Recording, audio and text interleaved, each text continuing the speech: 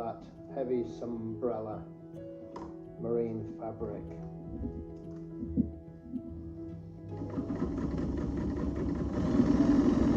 Now 5.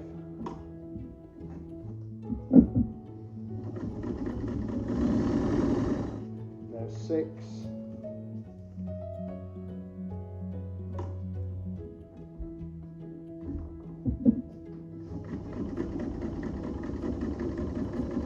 Slow speed's fine. So this takes it to 7.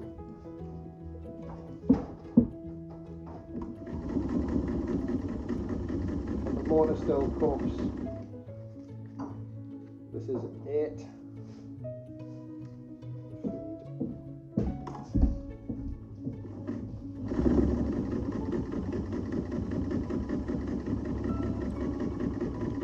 So at 8 layers, the feed is struggling to keep it straight, but the needle is still penetrating no problem. 9 layers.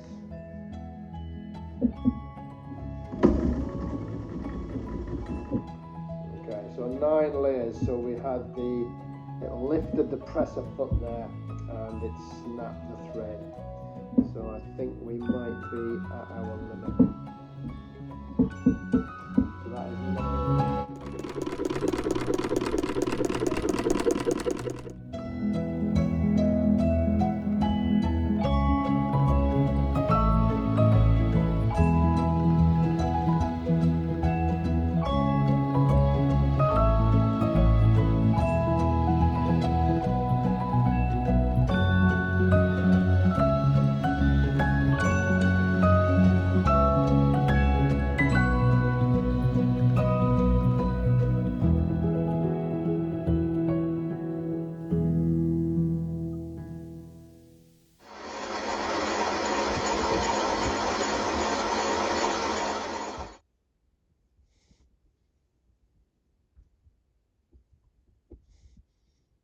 New base,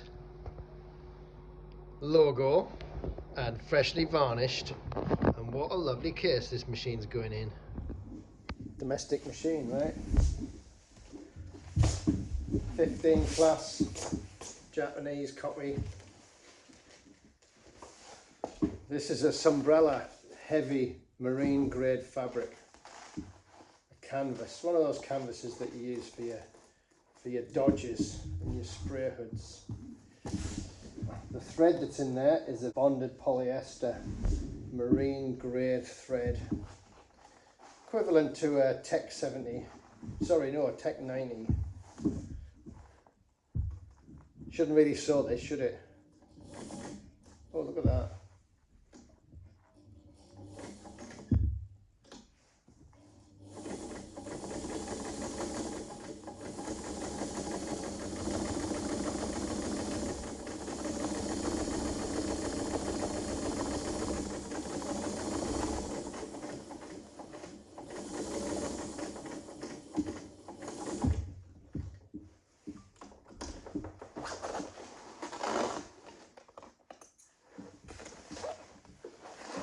Look at that.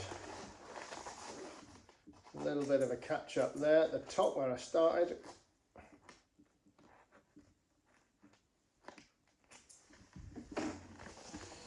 But that is marine grade fabric and marine grade thread, and I've just sewn it on a domestic sewing machine. Let's see what else it can do. What about a So Far North patch? Let's jazz this thing up a little bit. So there's going to be a hem. So let's get the hem in now. Okay, so that's now 3 layers.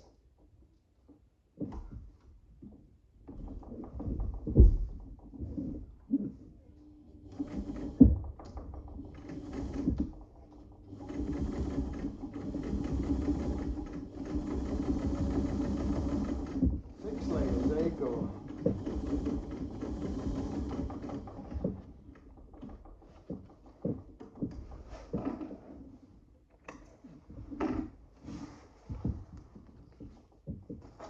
So Far North patch.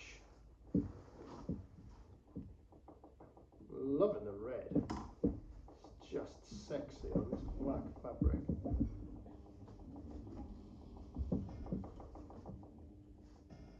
Better line this up, hadn't I, since it's square.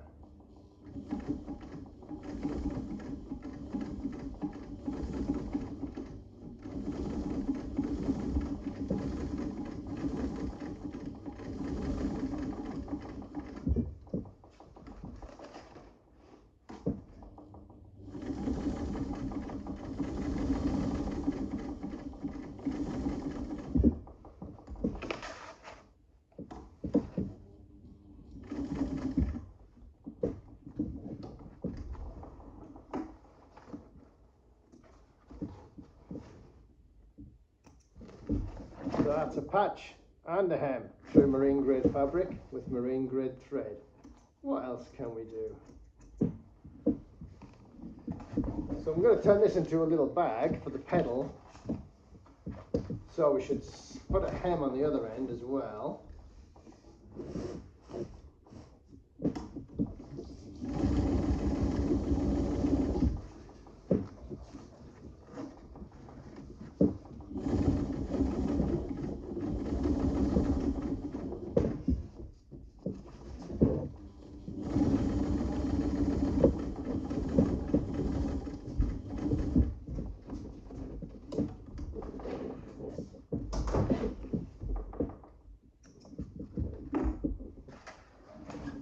And what I'm thinking is put in a little window so you can see what's in the bag. Okay, so here's the glass for the window.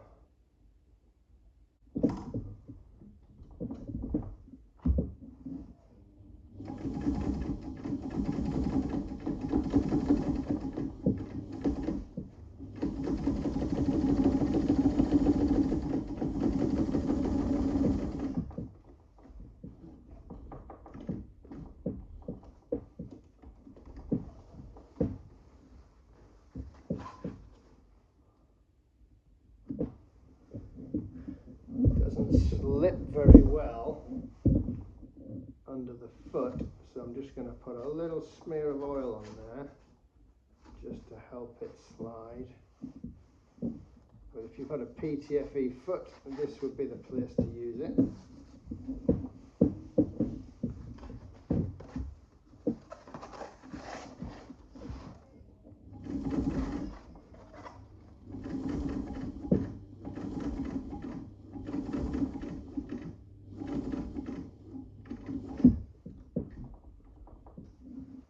Wouldn't have this problem with a walking foot machine.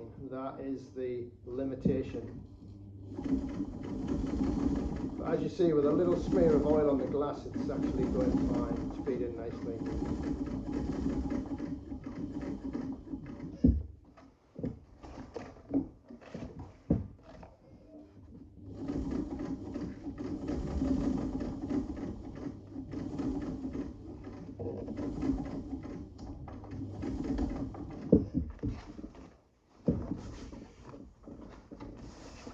Okay, we'll go and cut that glass out, cut that panel out, and then we'll top stitch. Okay, the window's in. Let's just finish off the hem around the outside. So this is now going through 2 layers of canvas and 1 layer of glass.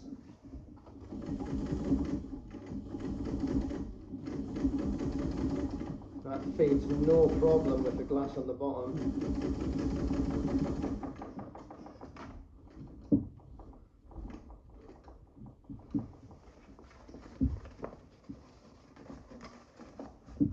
I should have used my top thread. I've got a slightly different colour thread in the bobbin. Like I said, I'm a better mechanic than I am a machinist.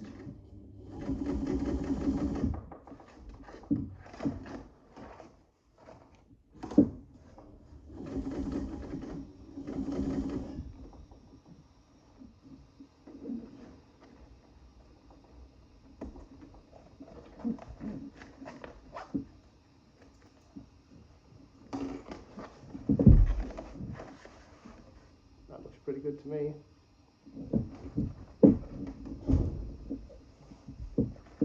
So now we need some handles. Should we put the handles on before we join the bag together or after? I think I'll put the handles on now. Okay, I'm going to make the handle out of the same fabric. So this is folded and then folded again.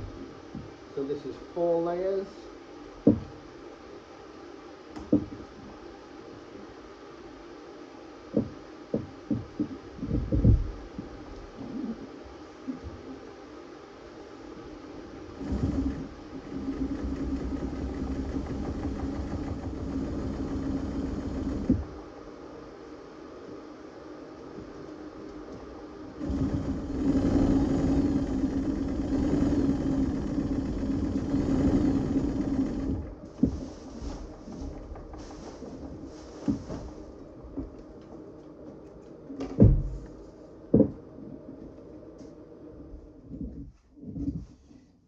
Throwing the handles onto the bag.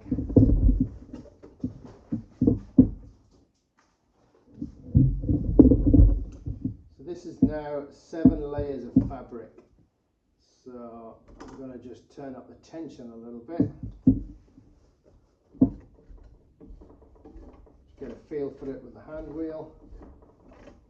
Stitch length is a bit short. I'll try a bar tack.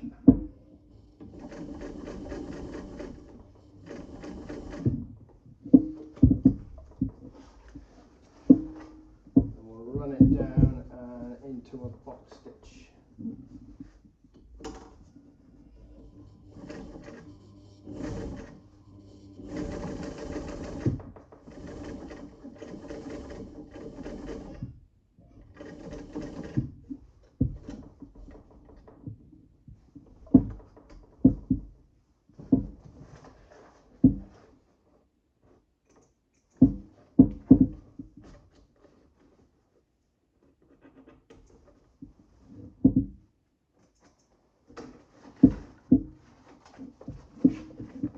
Go. Okay, so there's the handles. Now let's turn it into a bag. So I've done the little double fold at the bottom, so we get a kind of gusseted. It's not really a gusseted because it hasn't got another piece in, but it's you know what I mean. I don't know what you call it.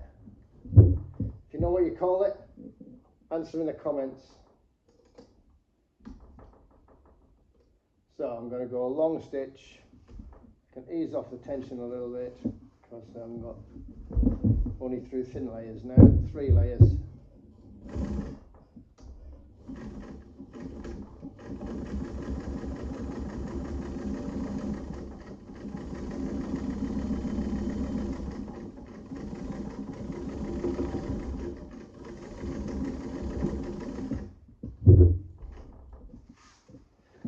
More at the other side because we've got this little patchwork thing going on. So I think it goes up to maybe 1, 2, 3, 4. Well, it can go up to 6 layers at one point there.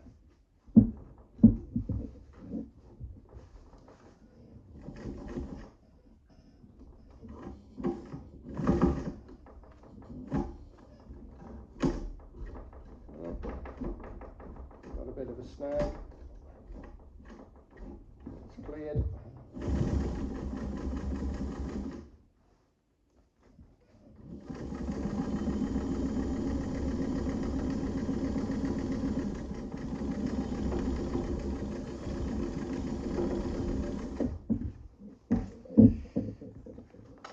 Now we turn it inside out.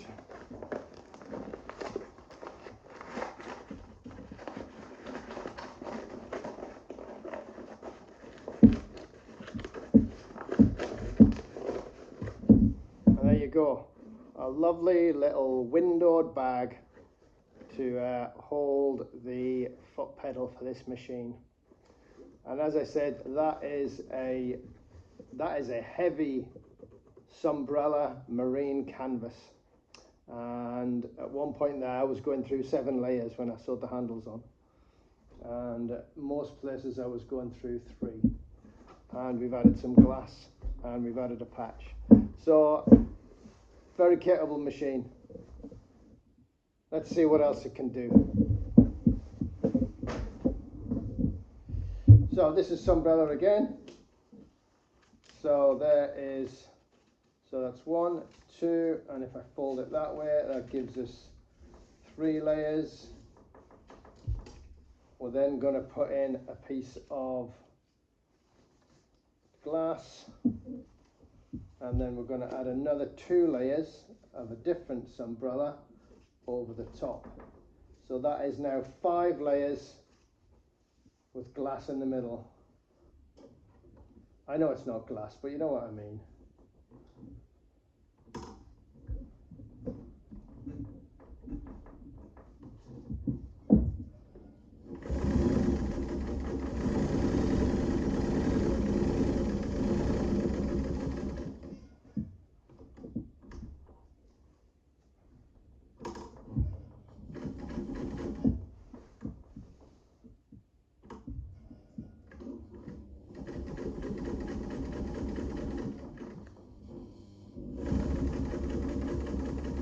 The bead wants to wander a little bit, but it's having no problem with the thickness.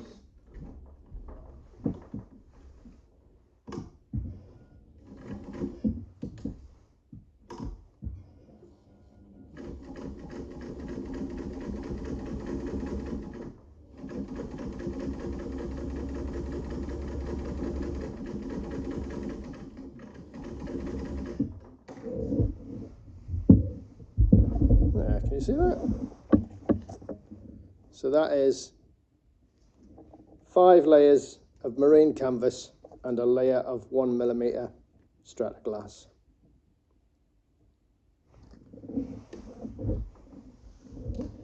This is Dacron sail fabric, so that's 3 layers, and this is a pretty stiff fabric. You wouldn't do sail repairs with this machine because it doesn't have a zigzag, but you might want to do something with the fabric.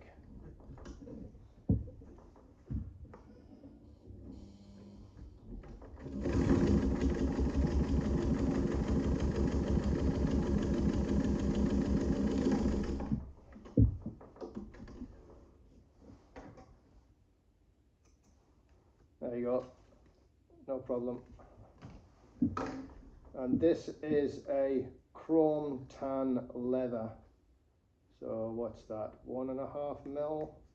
It's 2 layers of it.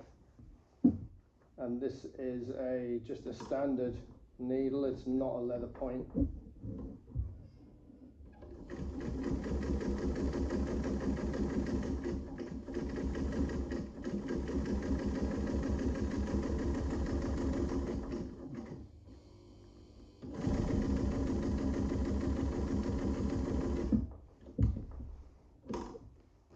Not very well sewn together, but that's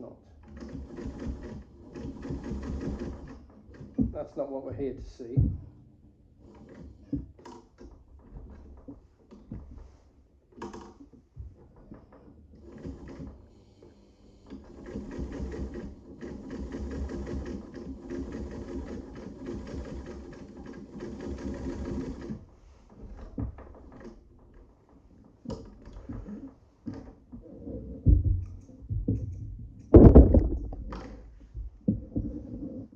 There you go, can you see that? So it's the red one, it's not the other one. I did that with a different machine.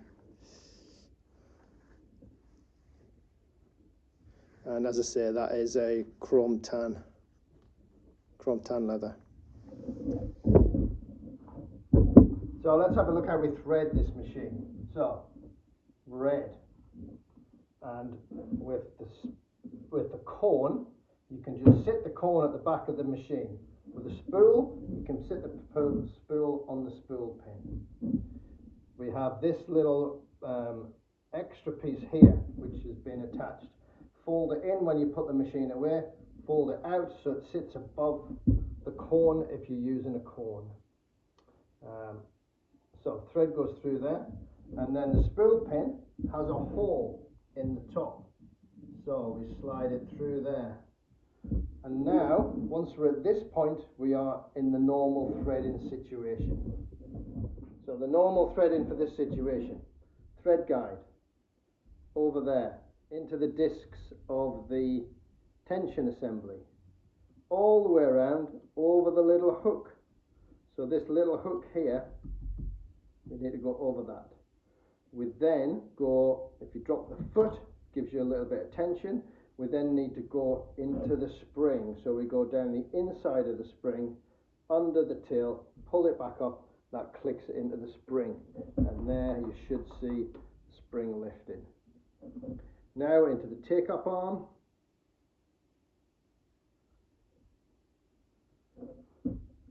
Pull a bit of thread guide.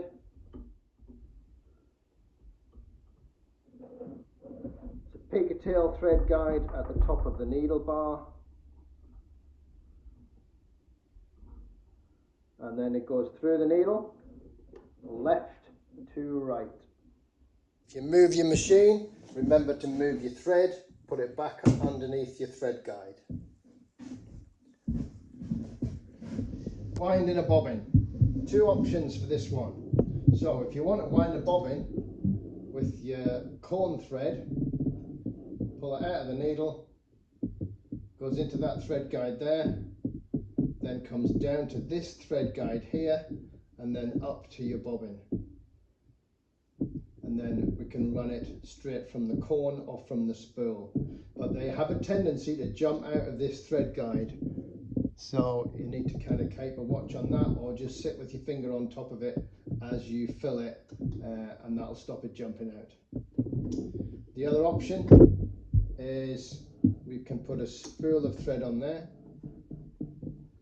through that little pre-tensioner. Now what I like to do is poke it out of one of those holes and then up the hole in the middle,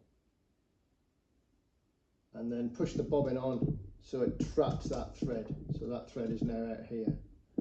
Push that down, undo your stop motion. That should stop the needle going up and down. It doesn't always though, so just watch out for that.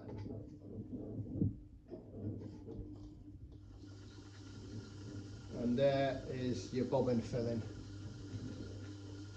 And that will fill until it's full, and then once it's full, this will lift and it will drop out at the right time.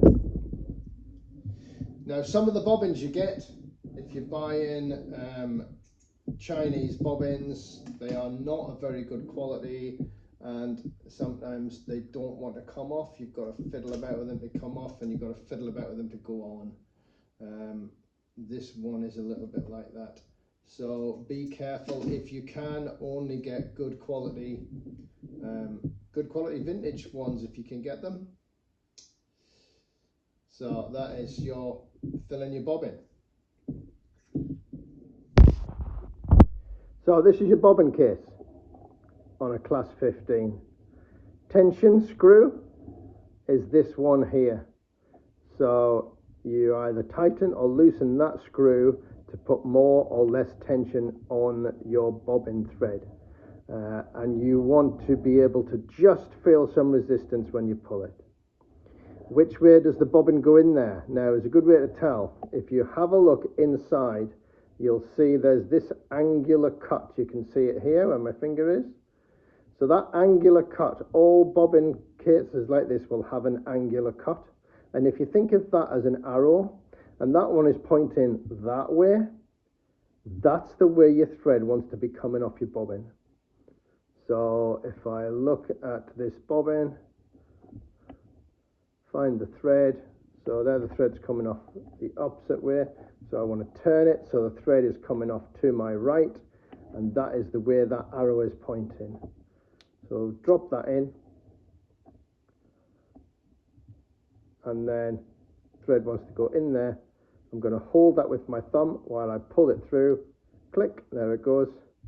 And now I want to feel. So the other thing is when you pull, it should turn the way that arrow was pointing. And I want just a little bit of resistance. So I don't want it to fall when I do that. If I bounce it on a normal domestic, then it should be able to go down. But as this is sewing with a thicker thread, I want a little bit more tension on it. So that's my bobbin thread. And this is a class 15. I'm sure you've seen them many times before. So we need to make sure our needle is right at the top.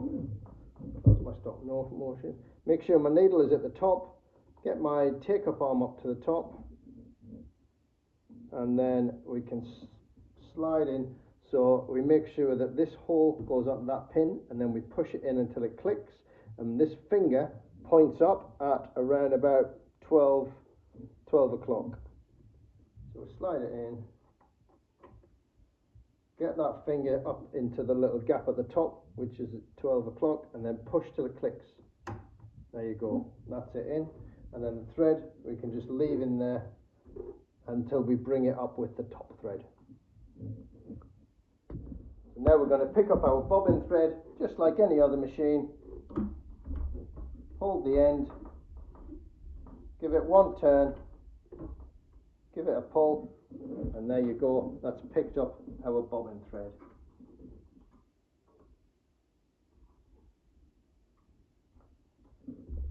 And we are now ready to sew. So I'll just do a quick test on a bit of scrap just to make sure tension's okay and she's sewing.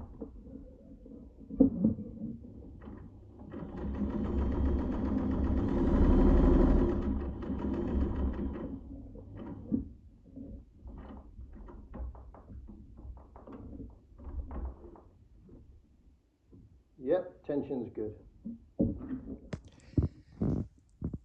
So it's a vintage Japanese copy of a class 15 Singer design,